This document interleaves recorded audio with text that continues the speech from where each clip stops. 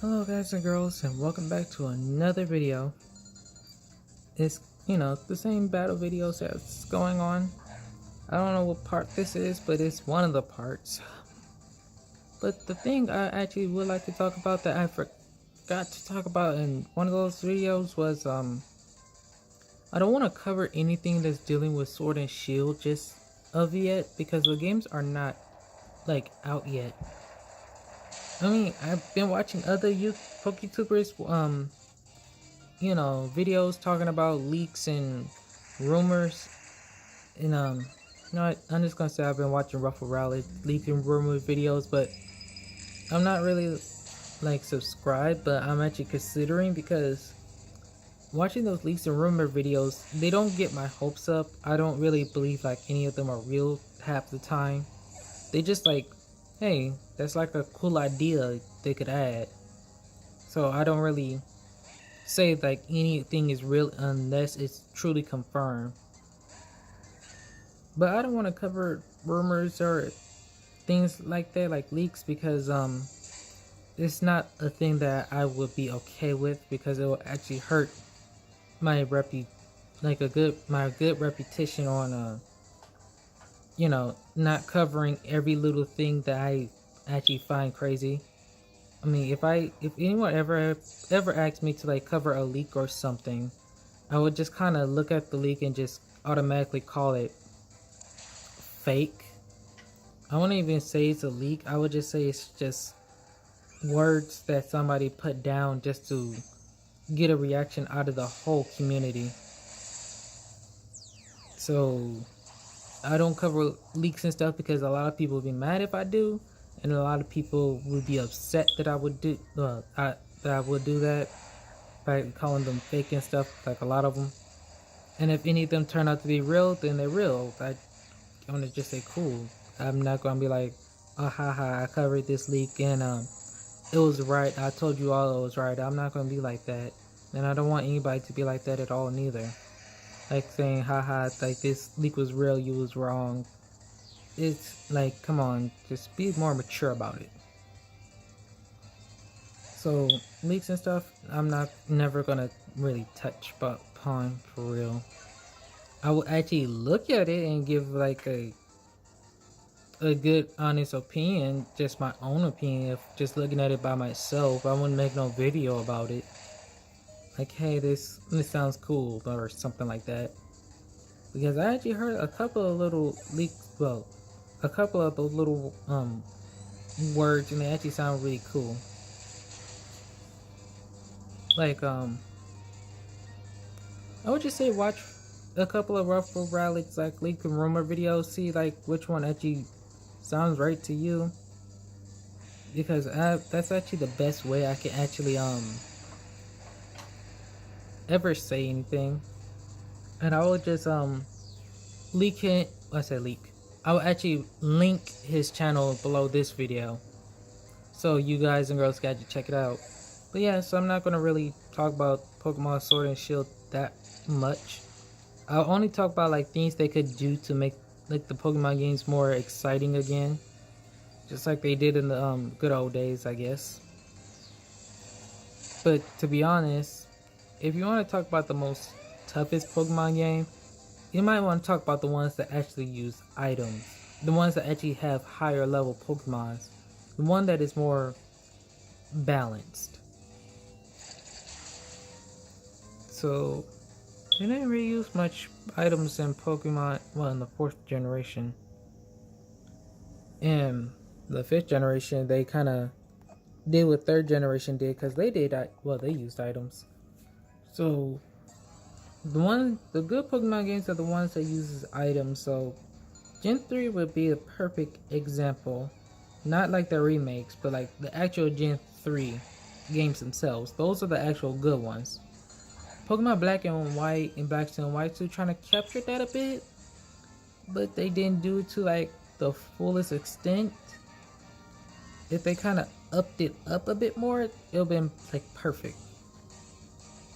With Pokemon, Ultra Sun and Ultra Moon, Sun and Moon, not many characters had items other than Z moves, X and Y, Mega Evolution, so as RS, and I don't really think they used any items in Gen 4. Not that I can remember.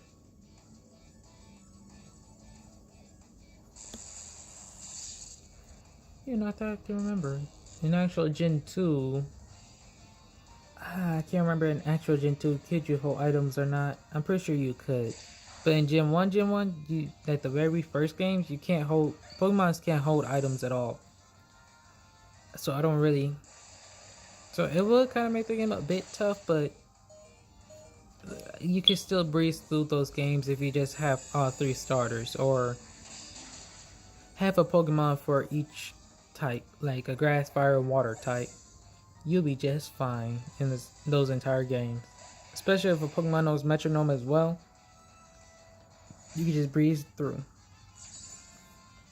Gen 2 is kind of tough if you're playing it for the very first time.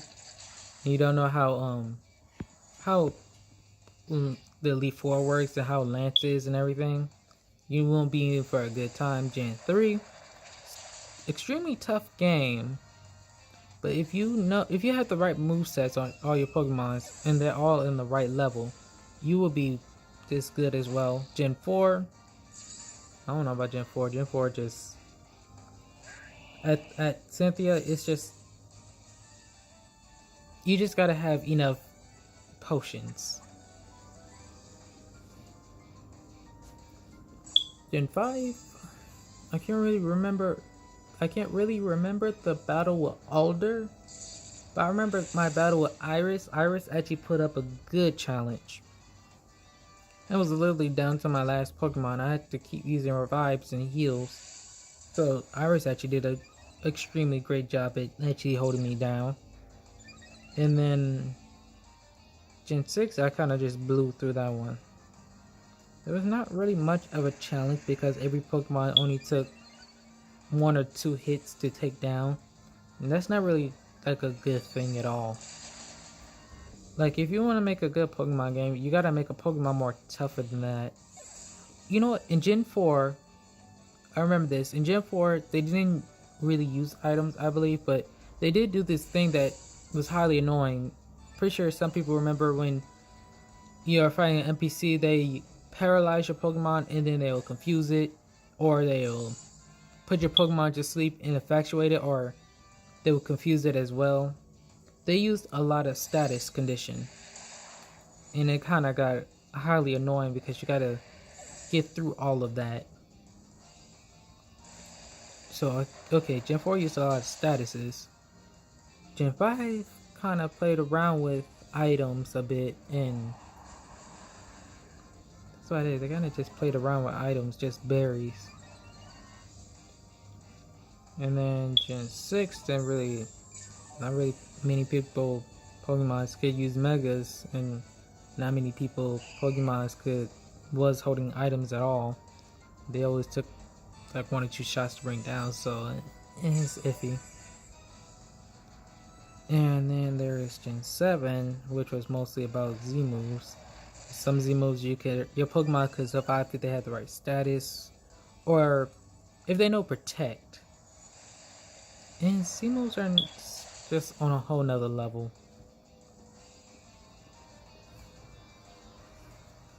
I was just rambling on about these games, but yes, if you want to make a very good Pokemon games, have like your NPCs hold items. They need to do status conditions, you know, little things that actually teach you about the game instead of like, hey, here's your starter, now go. You just breathe through everything. Just like you take a walk and you just hold. You know, if you just walk around and your shirt just says OP or your jacket just says OP, which stands for overpowered, and you just walk through the Elite Four and you just smack the champion in the face and say you're now the champion, then you don't have a good Pokemon game.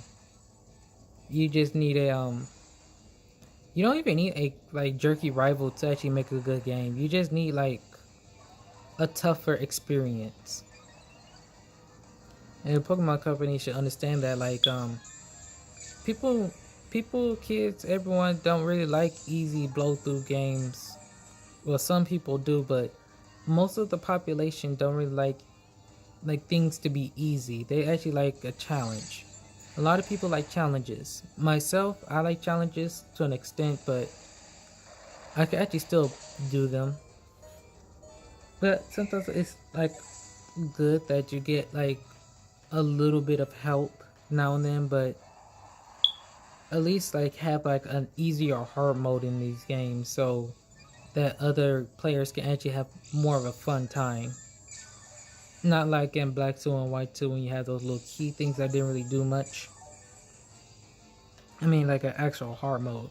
In Pokemon Let's Go Pikachu and Eevee, you can skip the cutscene, so I guess they can add that as well in Pokemon Sword and Shield.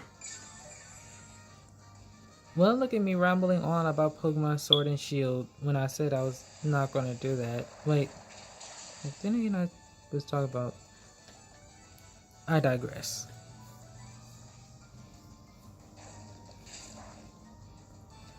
I should probably make like this whole rant a whole nother video. How to make a good Pokemon game. What do you need?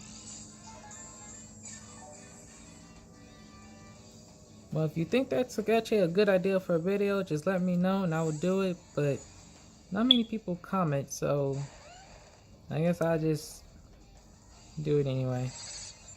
But I do love you guys and girls comments. It always like brightens up my day to let me know like how much, you know, people enjoy the video, or people just want to say hi, or you know, anything random. I always like all my subscribers comments no matter what they are, because I don't want anybody to actually feel left out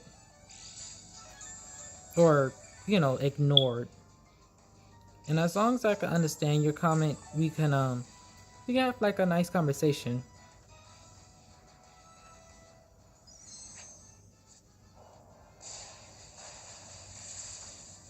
I haven't seen the ground type Z moves in a very long time.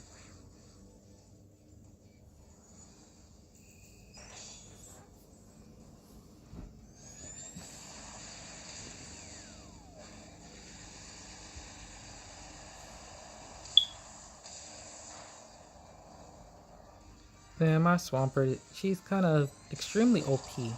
Well, not OP, but she's like very bulky.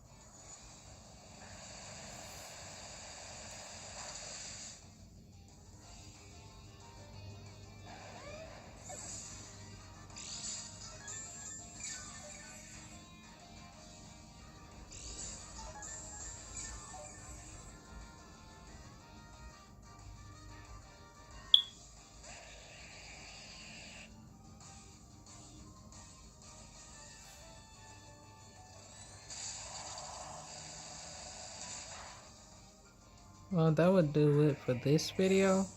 So I shall start up the next one pretty soon, like I said in the other videos. So I shall see you all next time. Well, mostly talk to you all next time.